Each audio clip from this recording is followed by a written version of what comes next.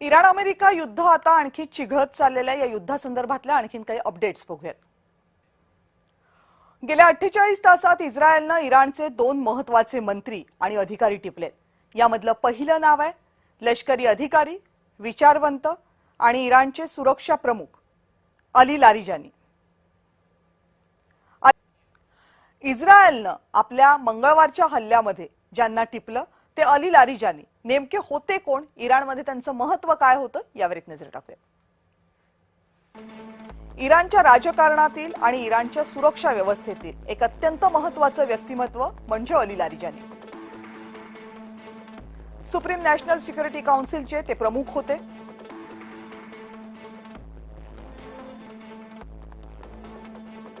इराणच्या संसदेचे ते माजी सभापती होते आणि सर्वोच्च नेत्याचे निकटवर्तीय सल्लागार म्हणूनही ते काम पाहत होते।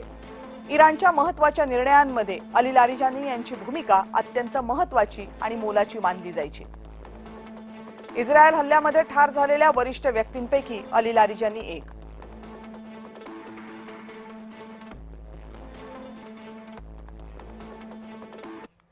अली लारिजानींवर इस्रायलने हल्ला नेमका कसा केला बघूया। आयातुल्ला अली खामेनी यांच्या मृत्यूनंतर इराणचे सगळे महत्त्वाचे मंत्री नेते हे प्रचंड खबरदारी घेतच आहेत, कारण त्यांच्या हालचालींवर इस्रायलचं प्रचंड लक्ष आहे। सर्व नेते बहुतांश वेळ हे भुयारी बंकर्समध्ये असतात आणि बाहेर गेले तर सातत्याने ठिकाणं बदलतात, एका ठिकाणी थांबत नाहीत।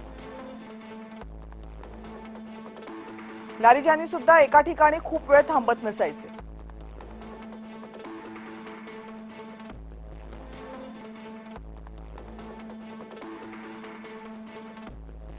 जोपर्यंत इस्रायलला ठिकाण कळायचं तोपर्यंत लारिजानी हे तिथून निघालेले असायचे।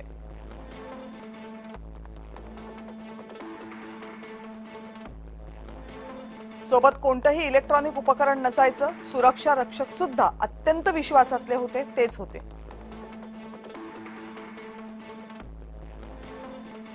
पण अनेक दिवस घरापासून दूर असल्यानं मुलीची भेट घेण्याची त्यांच्या मनात तीव्र इच्छा होती।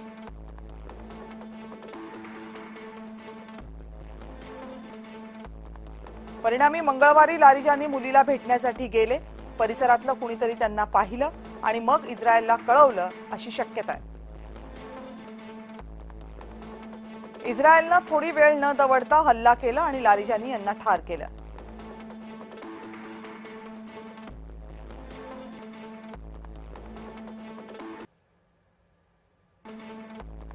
बहुतांश नाटो सदस्य देशांनी आम्हाला इराण युद्धात पडायचं नाही या असंच कळवले। हॉर्मुझची सामुद्रधुनी खुली करण्यात अमेरिकेला मदत न करून नाटोचे सदस्य देश चूक करत आहेत।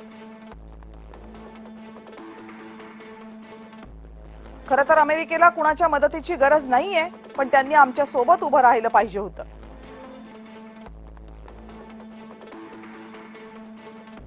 हॉर्मुझ जवळ आपलं नौदल न पाठवणं इतकी मोठी गोष्ट नाहीये, पण अमेरिकेवर अन्यायकारक नक्की आहे।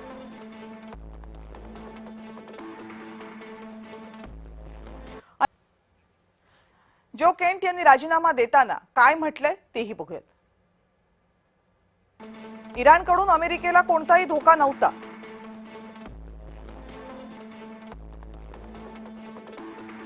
केवळ इस्रायलच्या दबावाखाली इराणवर युद्ध लादलं गेलंय। इस्रायल आणि अमेरिकेनं चुकीची माहिती पसरवून हे युद्ध सुरू केलं। 2003च्या इराक युद्धाप्रमाणेच पुन्हा चुकीची माहिती पसरवली। अमेरिका इस्रायलनं जनमत भडकवण्याचा प्रयत्न केला।